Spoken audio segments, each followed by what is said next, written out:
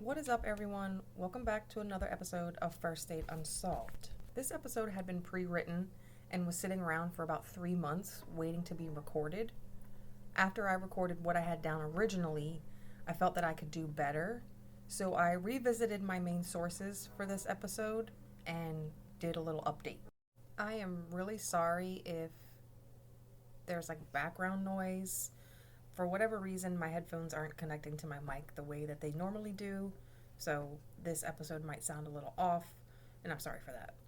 But, as I was saying, a Reddit user named Legafe, I think that's how you say it, that's how I'm going to say it, made a post 2 years ago which was very helpful when it came to keeping track of the facts for this case. I also listened to the coverage that Unsolved Mysteries did on this story in their episode called Body in the Brandywine. After I go over what is known to be undisputed fact, I'll briefly go over some theories and questions that are out there, and then I'm going to drop a bit of a bomb on you guys, so stick around until the end, okay? Susan Morrisey Ledyard was born on June 7th, 1969 in Westchester, Pennsylvania, to her parents Jack and Serena Morrisey. Susan was an avid reader and an accomplished scholar. During the summer months, Susan could always be found on the beach with one and sometimes even two books in her hand as she relaxed and soaked up the sun's rays. According to her obituary, she, quote, is a graduate of Upland Country Day School, the Tatnall School, Georgetown University, and San Francisco State University, where she received a master's degree in education. She taught English for a year in the former Czechoslovakia and later at Skyline High School in Oakland, California. After returning to the Delaware Valley, Susan began teaching language arts at Academy Park High School in Sharon Hill, Pennsylvania, end quote. Susan taught at Academy Park for the 13 years prior to her passing. Yes, she passed. That's why we're here. She is said to have been loved by all of her students and peers during her years of teaching. With her love of reading and expansive intelligence, she loved to challenge people to think and valued a good debate with anyone. Her siblings described her as an exciting person to be around, and Susan's oldest sister, Missy, recalled that the best times in her life all included Susan. She was fun and funny and scary smart. One of Susan's biggest pet peeves was dirty dishes. The sight of dishes in the sink irritated her so much so that it would often lead to her fussing at family members while on vacation at their beach house. She wasn't happy until everything was clean and put away, and if you are a mom, I'm sure you can relate. Ledyard loved deep, and if you were lucky enough to call her your friend, you held that position in her life forever. When she moved back to the East Coast at the age of 36, this is when she met her husband, Benjamin Ledyard. Ben and Susan didn't know each other prior to their meeting, but Ben and Missy Morrisey attended Tatnall School together, and the families were familiar with each other. The couple enjoyed traveling, live music, hiking, and they shared a mutual love of the beach. Ben would say, quote, "We hit it off right away. We were inseparable. I knew I had found the love of my life. I was a single dad when Susan came into my life," Ben told Dateline, "and she just completed our amazing family. And Susan and I, well, we just had an incredible loving relationship," end quote. The couple would wed in 2016 and settle down together in Wilmington. If you are not familiar with the city of Wilmington, then you should know there are two very different parts to that city. There is the part where the Ledyards moved to, which is the well-to-do area of town. Far less crime gets reported there. And then there's the area of Wilmington, unfortunately, that everyone always hears about.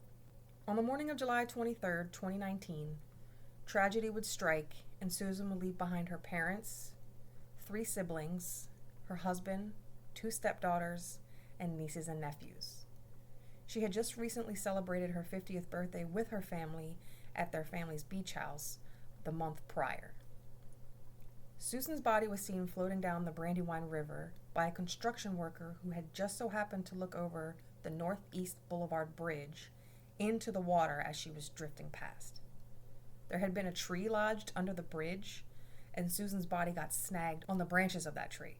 If that tree had not stopped Susan's trajectory, There's no telling how long it would have taken to find her body, or if her body would have ever been found at all. So here's the part of the episode where we get into what we know. Again, the Reddit user Ledyard put this together, but I did make some of my own edits. This breakdown is super helpful because there is a lot to keep track of. Ledyard does specify that all of this information has been compiled using multiple sources, and they did the best they could at keeping things straight. Most of what I write and put out is based on multiple sources as well, so I know how jumbled facts and opinions can get. So here we go with the bare bone facts. On July 23rd, 2019, at 7:39 a.m., the body of Susan Ledyard was recovered from the Brandywine River in the area of Northeast Boulevard in the city of Wilmington. She had visible injuries to her face and body, with the cause of death later being announced as blunt force trauma and drowning. Later that morning at 8:54 a.m., Susan's black 2016 Honda Civic was reported to police after it was found parked outside of Ashford Capital Management, approximately 3 miles upriver from where the location of Susan's body was recovered. The car had been parked there prior to the business's opening, and they wanted to call and inform someone of a suspicious or nuisance vehicle. Using video surveillance footage located in the area, as well as her cell phone records, detectives were able to create a partial timeline of Susan's activities. Based on this timeline and the course of the river, it is not believed Susan entered the Brandywine where the vehicle was parked. I'll say that just one more time. It is not believed that Susan entered the river at the location where her car was parked. Where the car was parked is just shy of 2 miles away from the Ledyard home. So this is a timeline based off of Susan's cell phone. The night before her body was found, Susan was active on her phone throughout the night, texting and calling friends until 2:47 a.m. Susan's sister did describe her as a night owl and said that staying up late during the summer break wasn't uncommon for her. She also had friends out in San Francisco on the West Coast that she kept in touch with, and there's a time difference. 2 a.m. here, Eastern Standard Time, is 11 p.m. there, Pacific Standard Time. Police, family, and friends have all said there was nothing alarming or uncommon about Susan's text messages and calls. At 3:02 a.m., Susan's car and her cell phone, because her cell phone was found in her car, pull out of her driveway, and roughly 2 minutes later is parked on Walker's Mill Road. Based on the time elapsed, detectives believe the Honda drove directly from the house to the location where it was found. And again, Susan's cell phone was found in the abandoned car. As stated, based on available surveillance footage from the area, at 3:02 a.m., Susan left her driveway and drove to Walker's Mill Road, parking there just 2 minutes later. Susan's headlights then turned off, but frustratingly, it was too dark to determine if anyone got into or out of the car. What is absolutely clear is detectives determined that Susan was, air quotes, active until 7 a.m. as she wore a Fitbit bracelet and it had monitored steps she had taken as well as her heart rate. The Fitbit stopped monitoring at 7 a.m. This leaves 4 hours unaccounted for, as her body was found 40 minutes later at 7:40 a.m. Her Fitbit counted only 1 mile's worth of steps in this 4-hour period. And this is a timeline based off of Ben's recollection. On July 22nd, 2019, the night before Susan's body was recovered, Ben told detectives he had gone to see a movie with a friend around 8 p.m. When he got home, he said Susan was on the back porch drinking wine and texting on her phone. He stayed with her for an unspecified amount of time before going to bed at 11 p.m. Ben was awoken at 9 a.m. the next morning by local law enforcement who had just discovered Susan's car. At this point, her body hadn't been identified, having only been recovered 90 minutes earlier. Ben told officers he didn't even know Susan was missing. Ben told Dateline that he had no clue why she left the house that late, and that he was hoping she had just taken some Ambien and was sleepwalking, or maybe decided to get cigarettes. Quote, "But then I was afraid she was going to meet someone, that she had been seeing someone, and that breaks my heart," end quote. And here are just some miscellaneous facts. Upon the discovery of the body, Susan's family assumed it was just a terrible accident that occurred, even though law enforcement said it was no accident from day one. It wasn't until 4 months later that law enforcement declared Susan's death a homicide. Law enforcement has never disclosed what injuries were on Susan's face, only that the cause of death was blunt force trauma and drowning. Neither the autopsy or toxicology reports have been made public, but unofficial reports say no Ambien was found in Susan's system. It's not known if she even took Ambien at all, as no information regarding that has been released. This Ambien thing, if you decide to look further into this case, the Ambien is a big issue. There's a lot of discrepancies, and it's a big thing. The car was discovered on Walker's Mill Road, just shy of 2 miles from Susan's residence. It was partially blocking the entry gate into the office building at that location. It's a quiet location along the river and not a spot you would generally leave a car for an extended period of time. So it's not assumed that if Susan was driving the car, she meant to park it there and leave it for 4 hours. One question I have is, what the heck happened in that 4-hour period, right? It's probably the most obvious question here, but what in the world could have been going on to lead to an entire mile's worth of footsteps being logged? The average number of steps in a mile is roughly 2,000. I know that because I Googled it. According to a Fitbit community website, quote, Fitbit devices have a finely tuned algorithm for step counting. The algorithm is designed to look for intensity and motion patterns that are most indicative of people walking and running. When working at a desk, cooking, or doing other arm movements, a device on your wrist can pick up some extra steps if it thinks you're walking. Many of these situations, such as working or cooking, do include a few steps in between stationary periods, so the device tries to give credit for those steps. So it is entirely possible that sub-movements, like a struggle for example, may have tracked as steps. Is it possible though that many movements were improperly calculated? And based off of that statement and what I know personally about tracking steps, it isn't logical, at least to me, that 2,000 or so steps were logged by her body floating down a creek. So that means she had to be moving. Those steps wouldn't have just calculated based off of, her floating, is what I'm trying to say. I hope that makes sense. Comments in Reddit lead towards the Fitbit details as being a red herring in this case. Apparently there are forums on the internet dedicated to the stories of people whose loved ones have passed away at a specific time, but the individual's Fitbit kept recording a heart rate hours after that person had passed. I would hope the investigators aren't relying on the Fitbit data too heavily. It's probably just a bit of information that they felt safe sharing with the public, just to kind of give us something. I also have issues with some of the statements that Ben made. He told Dateline that it was possible that she decided to go out and buy cigarettes that morning. Missy did confirm on Unsolved Mysteries that a late-night cigarette run was something that her sister did often. A 3 a.m. run is a little hard to believe, but, quote, not entirely out of the realm of possibility. However, the area where the car is parked is nowhere near any convenience stores or locations that would sell cigarettes any time of day, let alone in the middle of the night. Also, according to Missy, again from the Unsolved Mysteries episode, Ben's recollection of the night before Susan's death went a little something like this. Ben and a friend of his went to see a movie being shown at the Queen in downtown. Ben's friend dropped him off around 10:30 p.m., but hung out between 20 to 30 minutes before he left.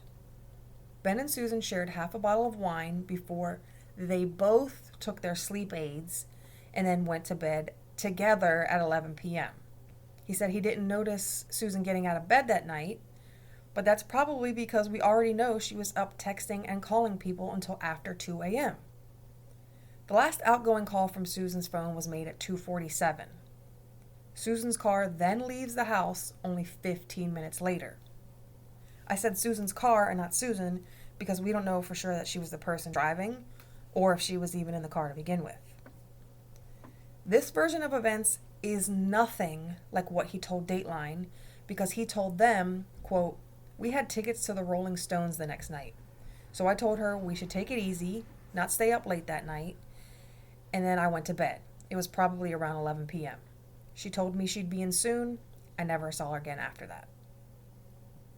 So now you're saying you didn't go to bed together. Which is it? Minor details do change sometimes when someone's questioned over and over again. I understand that. But going to bed alone is not a minor detail when your wife was murdered. And again, the sleep aid, Ambien, I don't know if it's a conspiracy at this point, but it does come up often, and it's a huge question as to whether or not she took Ambien at all. So I said what I said, but I'll end it there with that. One Redditor pointed out that if Susan was in fact sneaking out to meet with a secret lover, why would she drive only 2 miles away and risk the car being seen? In their opinion, it makes much more sense to quietly sneak out and walk versus getting into the car, trying to close the door quietly, starting the engine, and pulling out of your own driveway. Plus, if you're driving in the dark, you have to pray your husband either doesn't see the headlights in front of his own house, or you avoid turning them on altogether until you're far away enough that no one would notice. It just seems like a lot of work to only travel 2 miles up the road. And now, folks, it's bomb dropping time. Another undisputed fact about this case is that if you do your own Google research of Susan Ledyard, minimum the first 5 results to come up are not about Susan herself, but about Ben Ledyard. The only reason I'm even bringing any of this up is because the articles and stories about him are entirely unavoidable. He was accused and charged with assault on his 3rd wife in early 2023. Benjamin and his 3rd wife married September 2021, and according to police reports, their relationship became violent in the summer of 2022. He did end up pleading guilty to attacking his 3rd wife in August of 2023. This incident took place prior to him being arrested for causing $1,700 worth of damage to an Airbnb in Kennett Square after another, quote, bloody domestic dispute with an unidentified girlfriend, end quote, took place. That's a lot to take in. Apparently, after the attack, the awful attack that his 3rd wife sustained, and after charges were filed, there was a no contact order, put into place. So I guess maybe prior to that, after that, I don't know, but Ben found himself another girlfriend, and there was more than one bloody domestic disputes. I don't know if that another means another for him or another for this girlfriend. I'm not sure, but yeah, Ben was wilding out. I did not uncover any reports of abuse when it came to Ben's 1st wife, nor did I find any reports of abuse towards Susan. He's an absolute piece of shit for what he did to his 3rd wife, but that doesn't mean he killed Susan. There are plenty of abusive assholes out there who haven't killed anyone, and maybe he's just one of them. I do not want to get hit with a defamation suit or be accused of slander, so I'll repeat, just because he's a piece of shit, that doesn't mean he killed Susan. Benjamin had been fully cooperative with police when it came to the investigation in the death of his 2nd wife, but the case is still open and active, so authorities are not able to comment on who, if anyone, has been ruled out as a suspect. In 2021, Susan's family created a foundation in her honor, which gives scholarships to high school students for excellence in language arts. There is also a $50,000 reward being offered. Again, I said that right. $50,000 reward being offered for information that leads to the arrest of Susan's killer. The Morrisey family is still very much puzzled and needs answers. Susan's sister Meg told Dateline, quote, "She was not someone who was into anything dangerous. She didn't have enemies. She had a tight circle of friends and a wide circle of acquaintances." Meg said she was just a high school teacher who liked to hang out with her family. So, at least until this point, from what they've said publicly, the family has no idea of who could have done this to her, and that's sad. If you did see or hear anything, or if you know anything, you can always place an anonymous tip with Crime Stoppers by calling 1-800-TIP-3333. And that, folks, is the sad, puzzling story of Susan Ledyard. If you thought nothing ever happened here, you thought wrong, guys. Until next time.